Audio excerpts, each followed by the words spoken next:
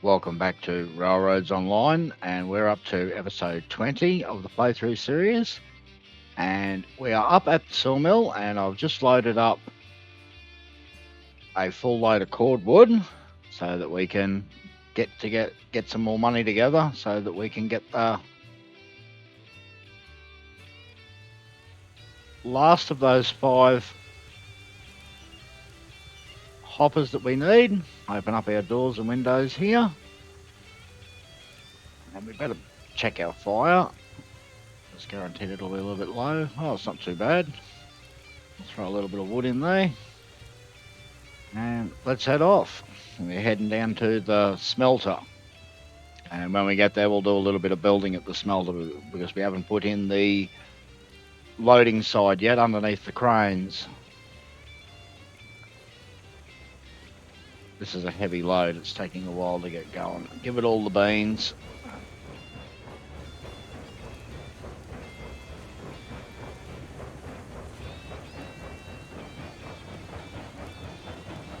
All the rail cars coming along behind.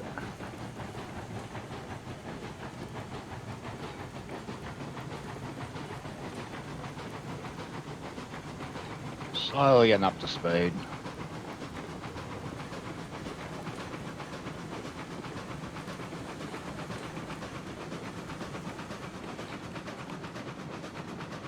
I'm sure everybody seen today's episode from Heiss on the new tech tree. There's some monstrous locomotives that are coming. People will have to be careful on which rail lines they actually let these things run on because their turning is not going to be so good. Things like the L101, I can expect that thing won't be able to get round much more than a 20-degree curve without it wanting to tip off.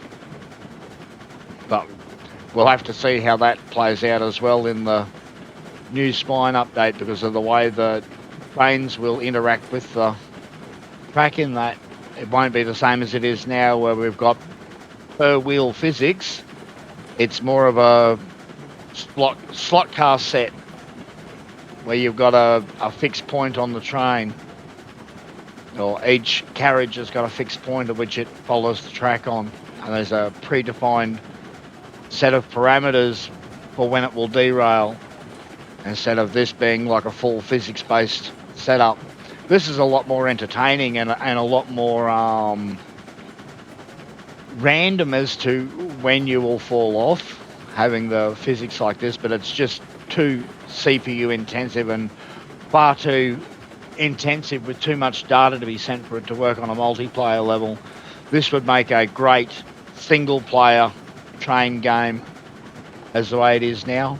Or something I've thought would be to have this exact same physics set up and have a first-person slot car type game where you actually get in your slot car and you need to build your tracks around the map the same way that we do here with the splines, and then you run your slot car in the rail. We need to brake heavy here. Will I beat it? I will. Flip this first switch and we'll come back and we'll turn the brake off. As we need to go to the right here. It's still rolling pretty quick. Turn the brake off. Give it a little bit of regulator. And we'll run around and grab the rest of the switches. So it keeps following us around. It's guaranteed this first one will be lined the wrong way.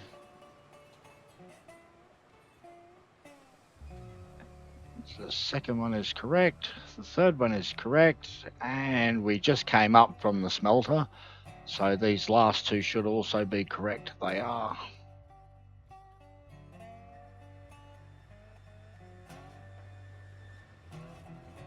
Yes, I think that would make a rather interesting game for all those people out there that like slot cars. I'm one of those people. I've got a slot car diorama set up in Scale Electric 132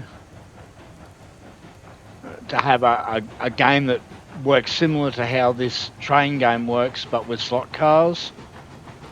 It would make for a very interesting game. I think maybe a little bit over my head to try and make something like that. My coding is not up to that sort of level. I can code a little bit, but yeah, nothing like coding a complete game in. There we go. Giving her all the beans, brakes are off, and the final run down to the smelter. Now, I'm not going to unload these straight away. I'm just going to park them there because of the fiasco that happened last time when I tried to unload 16 cordwood cars, and you just can't get it to pull up when you want it to, coming out of that little bit of a hill where I've put the runoff at the end of the loading area.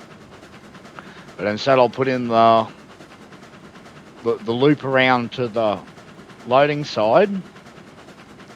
That way we've got all level ground to be backing up on, and the train pulls up when you tell it to pull up.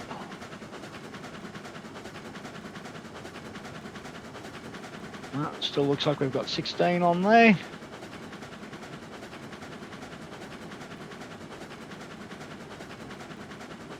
Not that I expect derails from the actual track. The only time I seem to have derails is when I do something silly like run over the backside of the switch or leave a cross track connected to a switch.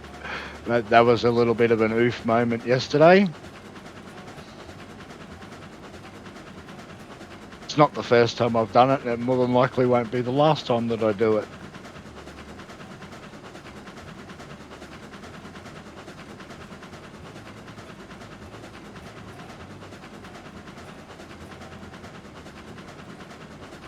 And just coming through the transition here now and onto the downgrade. You can hear the train pick up speed just slightly.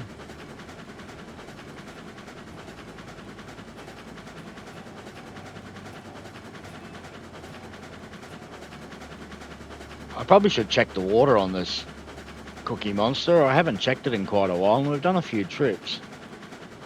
But I would expect that it'll still be about 2/3 in the tank. We might check that when we get to the bottom.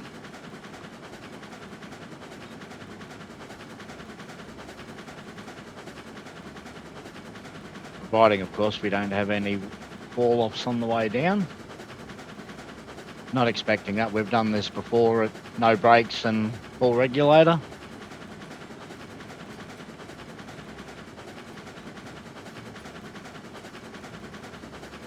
But you never know with this per wheel physics. It could decide that it's going to throw us off. But the CPU and simulation's running healthy at the moment, so I wouldn't expect it to happen.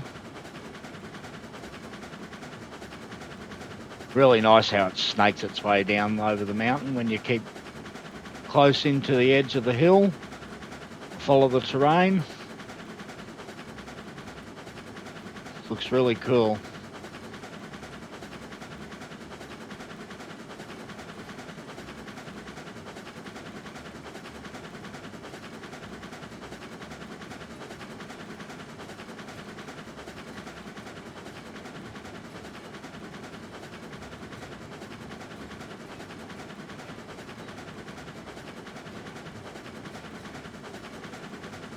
All still following along.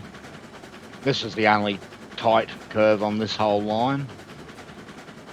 There's this big one here on the end, but because we ease into it and ease out of it, the locomotive goes around it no problem at all with a full train on the back. But there is this one here. It's not this corner, but this next one, it sort of hits you rather sharp, and we're going to watch here and let's see if the wheels lift up again, because I come through here and got on 3 wheels last time we did this, and no, it didn't lift up this time.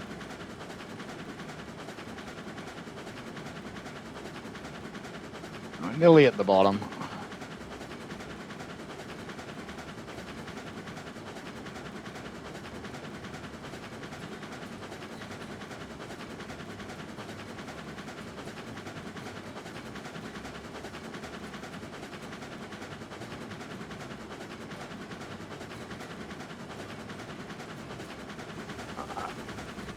Off with the regulator, let it roll on in.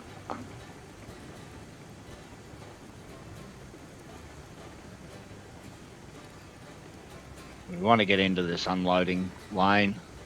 We don't want to pull all the way through it because we will have to tear up some of the track on the other end of the switch at the far end, and we may even need to tear up the switch and move the switch back closer this way. There might not be enough room to get a decent sized curve in on the end. I may need to bring the unload lane back just a little bit shorter. Okay, now we'll ride the brakes.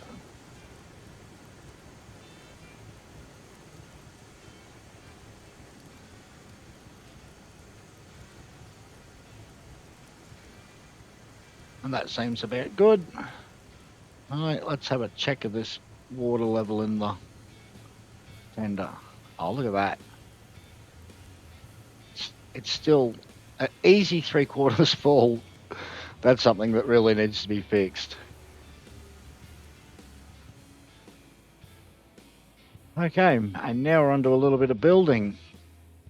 And I'm unsure whether or not I'm going to have enough to be able to get this curve in here before we start to ride up onto this outside bit here. It might not fit. And somewhere here I left here's a height. Let's have a look and see whether or not, because we need to get across here with about 1.5 of these full lengths. And no, I don't think we're going to fit a curve in there. That's one. And there, we're already starting to go underground already. And where does that line up with it? So many trees in the way. Yeah, so we need to be able to get over to about here, which means if we turn 90 degrees to the right and run back over here, that means that switch that's down there needs to move to about here for it to fit in. Alright, well, I'm going to pause the recording here because I can't see anything of where we're building, and I'm going to chop down a whole heap of trees so we've got a clear area to build in. So I'll see you back in a bit. Welcome back again. And we have cleared away all the trees, and I've laid down a heap of groundworks where I expect that the rail is going to fit in at, and I've removed our little runoff line up to the end. Now the next thing we need to do is we need to shorten back this line a little bit because it's not going to fit in down there where we had it, so we're going to have to bring it back a little bit. So we'll delete back a little bit of this track, and I reckon we leave just that much on the end. Perhaps that should be enough. Maybe even one more segment, I think. We'll just leave the cross tracks length on there. Now we need to turn a switch around. So the first one is its length. And a cross track on the end. Delete the one we used for the length, and we want the turnout to the left so that we can put the cross track on here. That's going to line up pretty nicely with that curve, I think.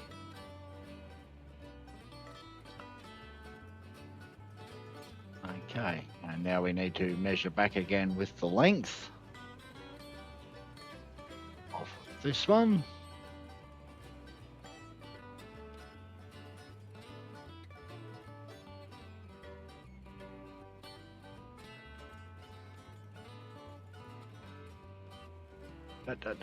There we go. And now we can put in our one we actually want, which is this one here. And we can get rid of a few more bits of rail here. I'll come back and I'll connect that up later. That should put us now pointing in the right direction so that we can actually fit a curve in around here. Now the next bit we need to do is we need to mark where this crane is going to drop these items at, and that's what we've been fighting for all this time, is to get some goods here so that we can drop them on the ground and mark where the track needs to go. I've had a little bit of a guess as to where I reckon they'll go, and a guess as to where the cross track will fit, but we won't know for sure until we drop one on the ground here. Now we'll start here at the first one and we'll try and get nice and center of it, which is about there. And we'll come all the way up to the other end. And we'll hit that crane to go. And we'll mark center of this piece here as well. You can see I've missed by quite a way on my estimation, which will be about there. So yes, I've missed by a good 8 inches of where the cranes would drop on my estimation as to where I'd put it at. Now we need to mark the length of each item as they drop, so that we can put in our stopping zone with the bridge decking. So it's right on there to there.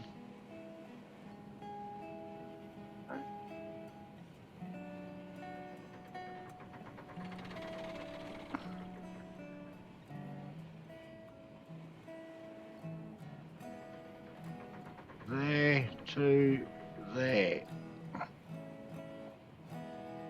And again with this one.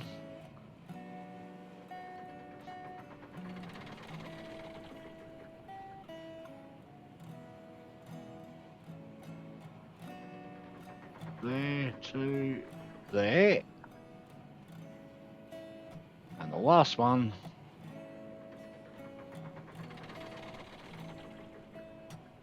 This just makes it easier to spot where the train's going to stop at. There to there. So we've got our areas all marked out now. Now we can go ahead and put the actual rail in along here.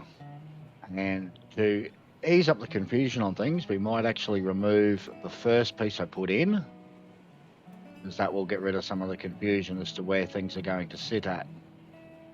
And we'll do it the way we normally do it, when we're trying to line something up, is we'll use the bridge decking, because it lines up nicely to, you can very easily use the ends of it to line up to the sides of the stone wall.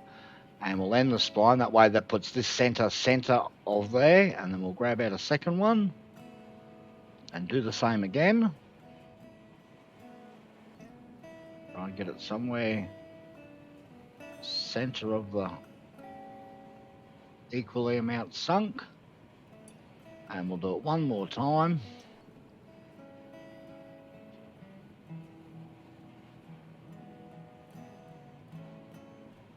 I reckon about there looks good, and those two last pieces look like they're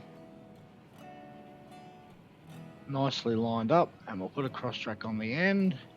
We'll grab a little bit of groundworks and put it back off the end there. And we'll build this bit of rail out all the way to the end here.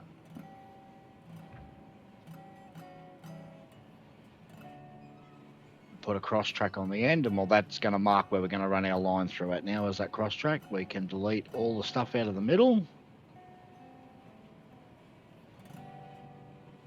And all the way along to the end.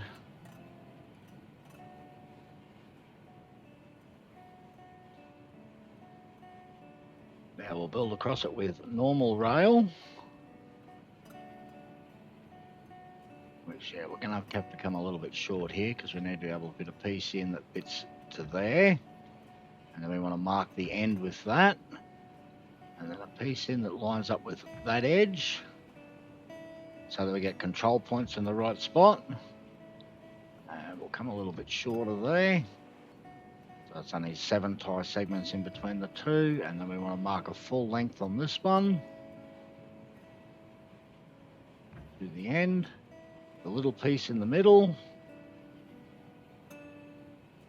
let me place it, and then all the way to the end, and then we'll put another 7 tie segment on the end. Now off the end of here, we want to try and build out in a nice straight line, so that we're somewhere lined up to where we connected that switch on the turnout, which will be another piece. And perhaps even one more. Oh, I reckon even 2 more. So this one and 1 more. And then we'll look across the other side, and yeah, that's pretty close to being meeting up with where the other side is there. Okay, we'll snap that in. Now we can come back along here at any time and put this centre bit in, so we'll just leave it for the moment. I want to put a second lane in along here, so we've got another passing lane again on this side, and from the passing lane then I will put the line out to there. So the first thing we want to do again is measure the distance and put a cross track on the end. Delete. And we want the turnout on the left side because this is where we want the rail to head off for the second lane. And we'll put a cross track here on the end. And well, that's actually in the right spot now, so we can actually put this next cross track in. And this will be our second lane here.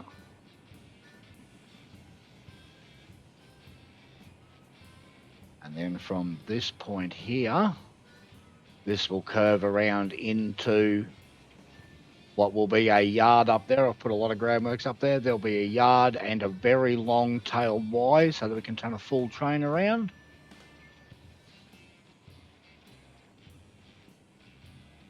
Now, from here we need to turn around and put our length back again so we can get this one in. We don't need that. Want a cross track on the end.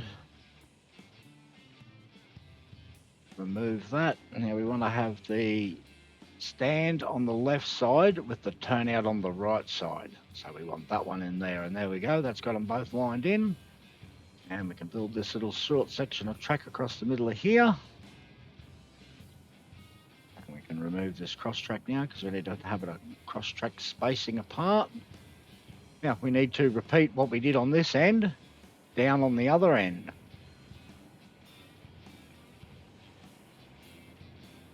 And of course, after all this is all built in, we build back across it again to turn it all back into single spline lengths that run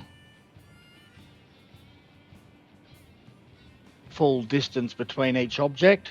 So, you know, you build it between each switch as a single spline of track so that we don't have an excessive number of splines and a lot of hidden stuff that we don't really need to have hidden. And this here's got to come out. We've got lots of room here. This end. So I say we come out maybe 1 more. We'll go 1 more. And we want to do the trick with the switches again to turn it around. Connect it on its turnout. And cross track on the end. Delete the one we used for the length. It lets me delete it. We want the turnout on the right.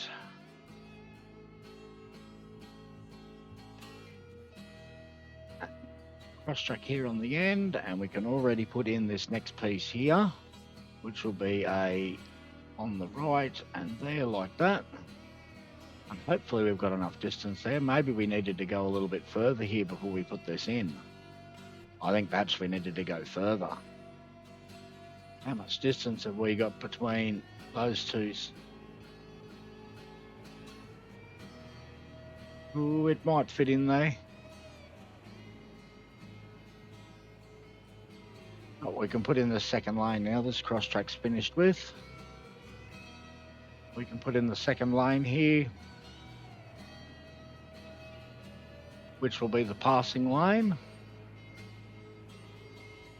Ooh, I do think we need to move that back a little bit further. We've got more room. We may as well as use it. We will be running short on room for that Y if we don't move it back a little bit further. How are we going up here for the curve though? That'll be the other problem. Do we have enough room to get a 25-degree curve in here?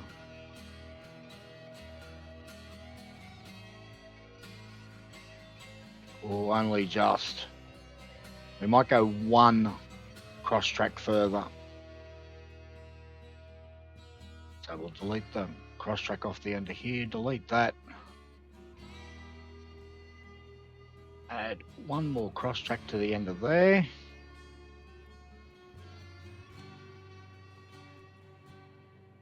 And now we'll turn the switch around again.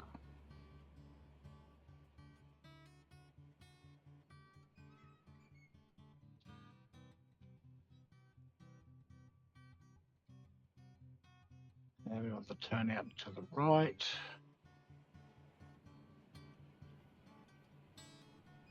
Cross track.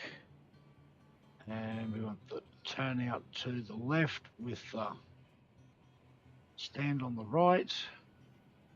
And we can build over this cross track here now. There's some regular rail. And we can build over this cross track with some regular rail.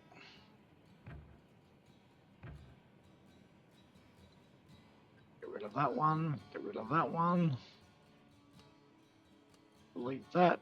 We need to connect back here from this direction with a measurement to get our distance.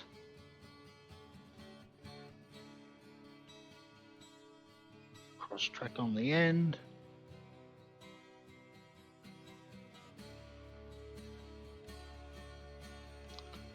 Delete. And we want the turnout on the left with the stand on the right, that one.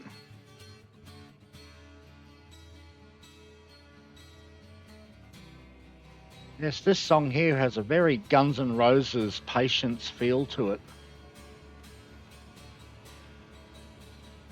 Anybody's ever taken any notice of the mood that the music has?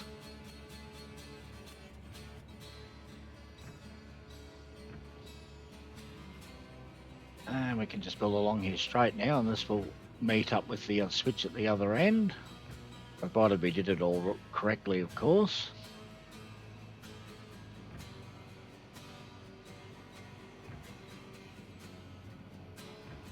Put it in with 9 tie segments so that we don't get any odd gaps in our tie spacing.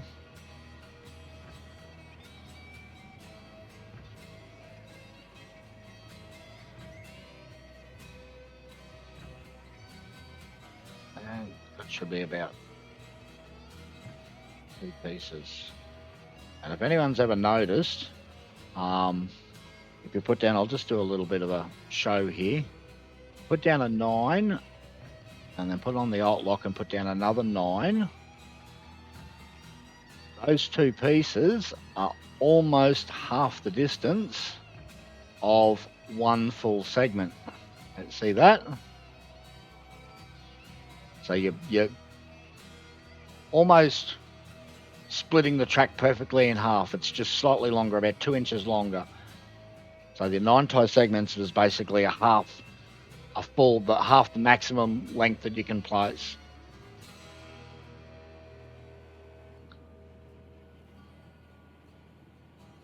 Okay, this cross track here can go. And we're going to build off of here now to put in the curve that goes this way. And we'll start it off with a 5. Actually, no, we might go a little bit steeper. So I'll try and get around this corner a bit quicker. And we want maximum corner of 25.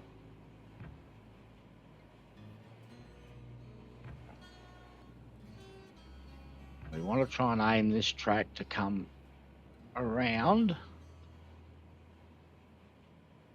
and line up to the gap that's in the bridge at the other end. I think we could have even made that bigger just looking at that. We had heaps of room. Okay, let's take it out.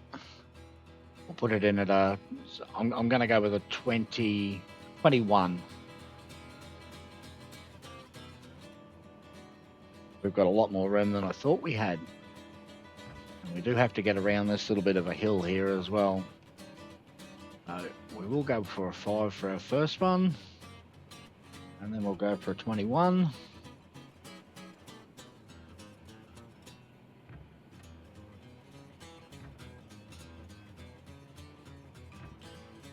It's looking better. We'll make it around the edge of this hill nicely. got a lot more room than I actually thought we had.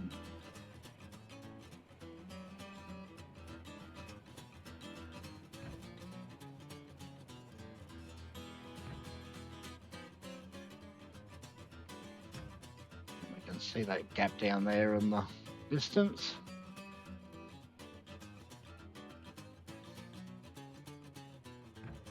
Okay, we've gone past it, so we'll start to back out of the corner now.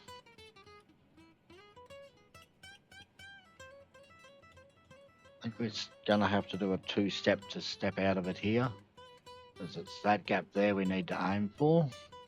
So we'll do a 12. And then we'll have a look and see where we're aiming.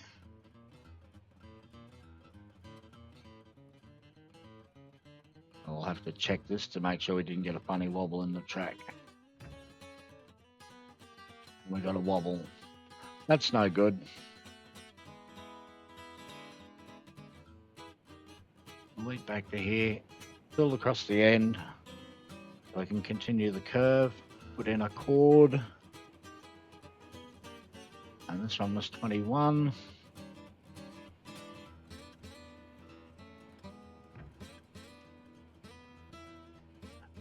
We're going to step down slower this time, so we'll step this down to a 15, and we'll put a 12. Then we'll go for a 5.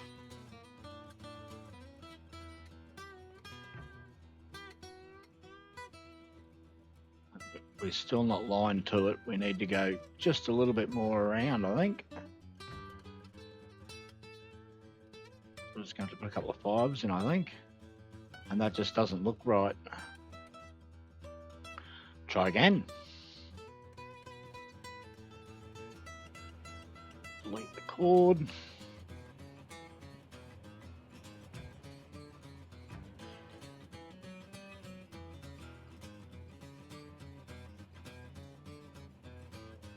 We'll put in 2 21s this time.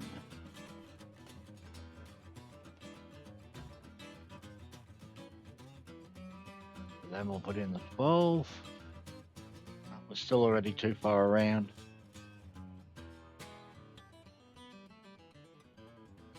I'll make it a 9 and a 3.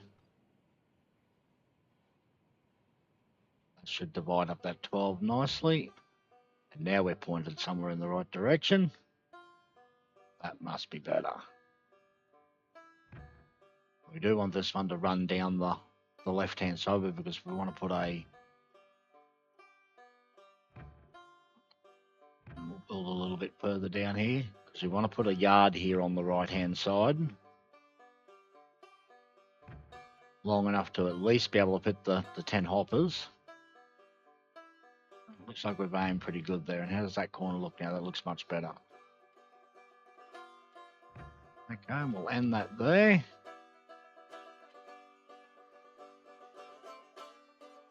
And somewhere along here now, we need to put a...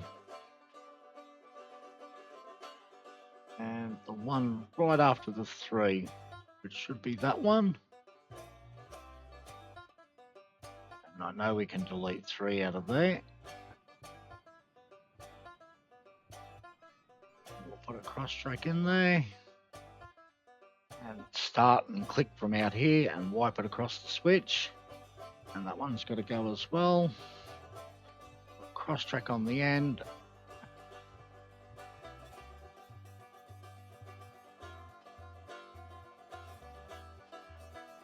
Now we want the turnout to the right, to the left with the switch stand on the right, which is that way. And now next step is to connect up this.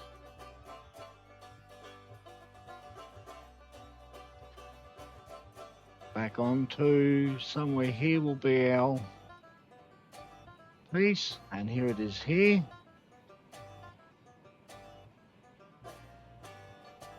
So we need to put a curve between these 2 cross tracks, which should be nice and easy. And we need to put a curve between this cross track here and the cross track that goes across the track down there. which should be nice and easy, but it'll probably take me 4 or 5 goes to find the correct radius for them.